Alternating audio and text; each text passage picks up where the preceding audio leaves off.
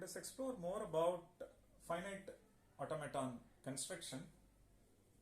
Consider the following languages.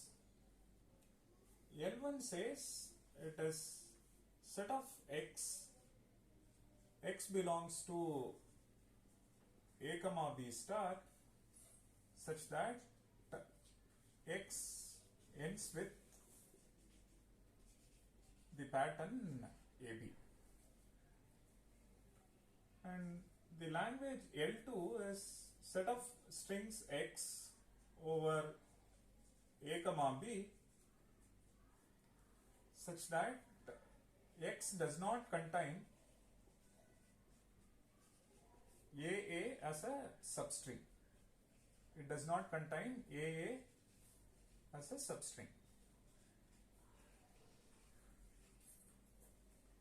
Now, one can individually construct an automaton for L1 and an automaton for L2. Okay, and one can construct a non-deterministic finite automaton, a deterministic finite automaton, and so on.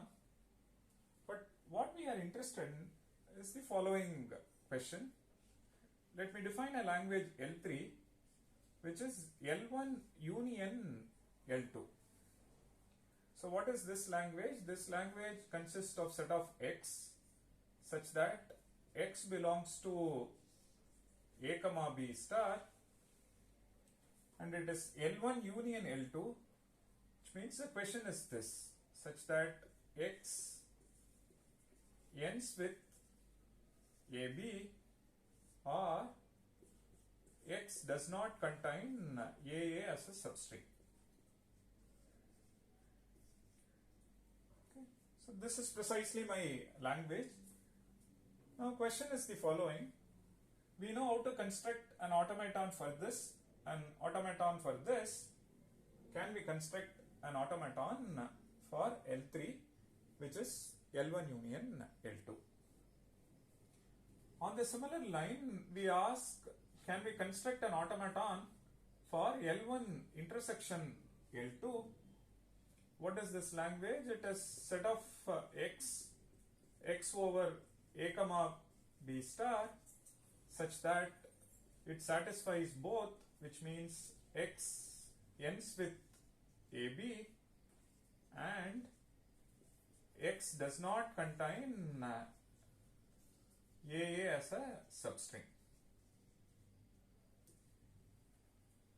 Then now what is that we are actually doing? L1 is a set. It consists of strings respecting this property, set of strings respecting this property. Now we are only exploring set theoretic operations. So now one may ask, what about set minus L1 minus L2, which is set of x such that x belongs to a comma b star such that it satisfies the first property but not the second property. Correct? So what does it say? It says all those strings present in L1 but not in L2. Correct? So which means it is x ends with AB and not satisfying the property that x does not contain AA. Okay? So x ends with AB and not of x does not contain AA as a substring. Okay?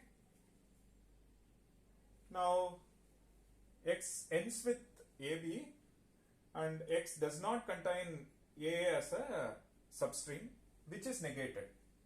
Correct? And now one can also rewrite this one in terms of union, intersection, all that one can explore. And so which means what is that we need? one can also define L6 to be L1 complement, L7 to be L2 complement. Complement is something we have seen. It is set of x not ending with AB, set of x not satisfying. It is not the case that x does not contain AA as a substring, which means a negation of negation, right? So that will give you what? It gives you set of strings containing A as a substring, correct? And we have seen how to construct an automaton for the complement. So this says not ending with AB. This one is not of, not containing A as a substring.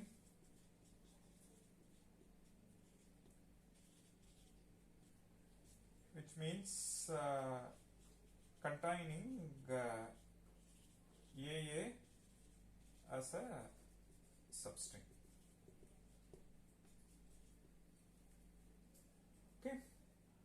So which means you can see that this one is x ends with AB and x contains AA as a substring, or this is equivalent to writing, you look at L1 intersection L2 complement. So L1 minus L2 is equivalent to performing this. So find L2 complement and then perform intersection with L1, and that's precisely what we need for L1 minus L2.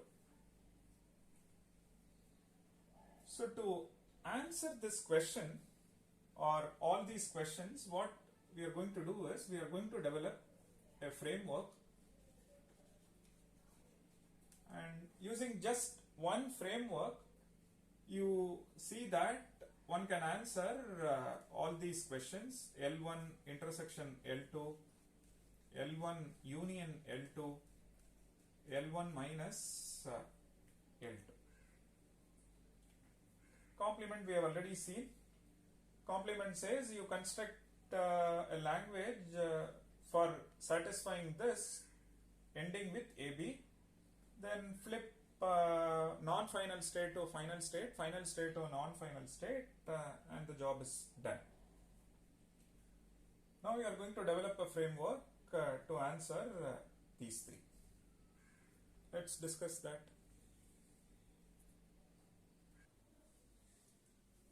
Let us construct finite automaton for L1 and L2 separately, and we will present a framework using these two. The simplest string is AB. So as mentioned before, I have a state starting from say Q0, say Q1, then read a B, then go to Q2. Let me call this as the final state. Now with this, let's try filling other transitions so that we end up getting a minimal DFA. Now it ends with AB. Now I'm at Q0. I can read any number of B's at the beginning. The moment you read A, we go here. And when I'm here, I can read some more A's. I will still have the pattern AB. So now transition for AB is defined for this state, transition for AB it is defined. Now I'm here. Now I read A, which means we have lost the pattern. So we need to read the B again. So I go back and read this B. So this way what happens, we get to see A followed by B. That's what we want. After going here, you may read some more A's. Yes, you can do that. Now you read a B at this place. Pattern is lost. So you have to read A again. If you go here, there is a chance that you may not go through this loop and you may end up reading BB, which is incorrect. So which is why I need to go back. This way I will be forced to read AB again. So this ensures here is a DFA satisfying this property. Okay. So let's look at automaton for L2. So let's start from Q0, and when it says it does not contain AA as a substring, but let me draw an automaton containing AA as a substring. So containing AA as a substring, so Q0, Q1, Q2, containing AA as a substring. So at the end you can read any number of A and B's, because you would have seen AA already. To begin with, one can read any number of B's, and after reading A, you want to read one more A, go here, and now you may ask, if I want to read a B, what should I do? Now can I loop on this? That may not be correct. What will happen? You may read A and then couple of B's followed by A, and you will accept a string without having AA in it. Which means when it reads a B, what do? We come back to Q0. Which means the moment you read a B, the pattern is lost. You will have to read AA again. So with respect to this, AB is defined, and with respect to this, A and B are defined. With respect to this, A and B are defined. Okay, so that's all we are. Now with this, let us develop a framework and see how to construct an automaton using these two. Fine.